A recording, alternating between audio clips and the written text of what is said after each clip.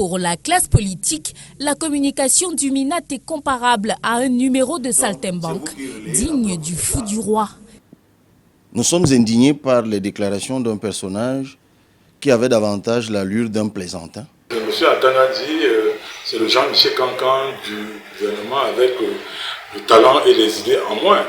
Des sorties comme celle de ce 3 juillet où il tempête, ils en ont vu d'autres. Je n'ai pas eu peur hier, je n'ai pas peur aujourd'hui, je n'aurai pas peur demain.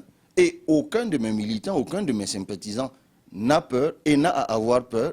Les agissements puérils et d'amusement d'un ministre de la République, alors que le Cameroun traverse des moments difficiles, ne peuvent au pire que nous indigner.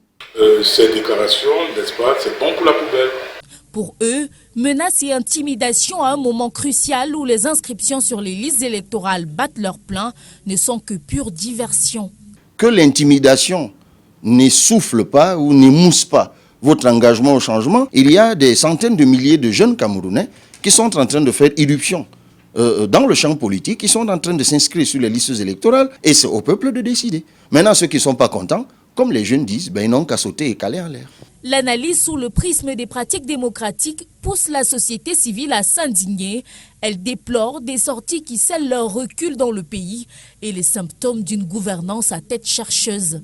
Elle craint une présidentielle à venir déjà taillée à la mesure du candidat du parti au pouvoir. Les élections de 2025 sont très menacées.